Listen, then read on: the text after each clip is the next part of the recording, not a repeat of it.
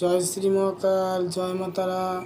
আমার প্রিয় বন্ধুরা, আশা করি ঈশ্বরের কৃপায় সবাই ভালো আছেন, সুখে আছেন, শান্তিতে আছেন। তো প্রিয় বন্ধুরা, আজকে আমি আপনাদের জন্য একটি মহাশক্তিশালী টোটকা এনেছি।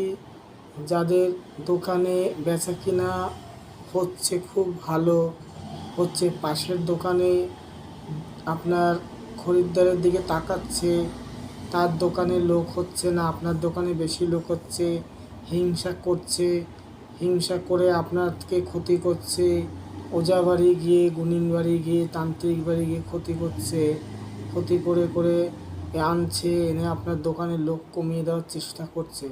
তো আপনি সর্বপ্রথম আমি বলছি, দুটো ক্রিয়া করতে হবে আপনাকে। একবারই দুটো ক্রিয়া আমি বলে দিচ্ছি, বেশি কথা বলবো না, কারণ ভিডিও শর্ট ভিডিও ভিডিও পুরোটা হবে না। তাহলে দুটো কথা বলে দিচ্ছি, খুবই মন দিয়ে শুনুন, ভিডিওটি স্কিপ করবেন না। রোজই করতে পারবেন এটা।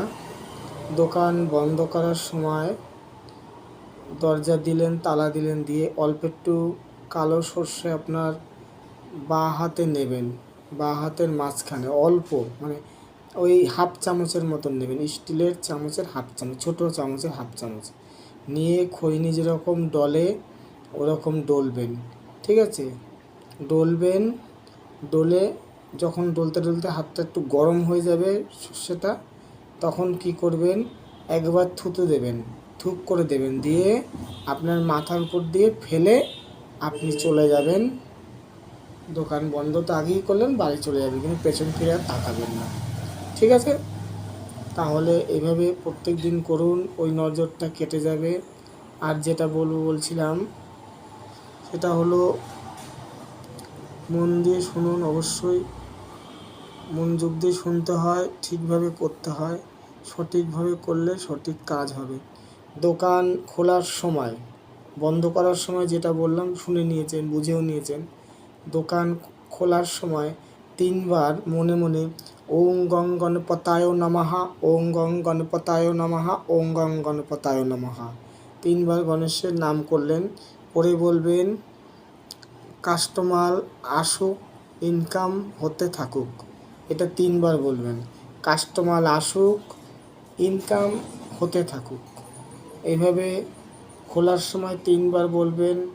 আগে গং গণপতায় নমঃ 3 বার, তারপরে কাস্টমার আসুক, ইনকাম হতে থাকুক 3 বার বলে দোকান খুলবেন। ঠিক আছে?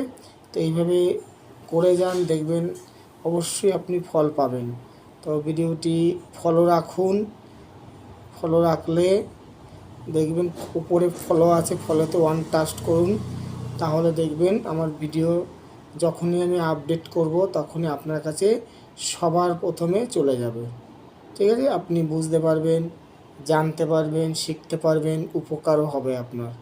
আমি পরীক্ষিত ভিডিও ছাড়া দিই না, সব পরীক্ষিত করে করে আমি ভিডিওটা দিই। ঠিক আছে? তো ভিডিওটা আশা করি বুঝতে পেরেছেন।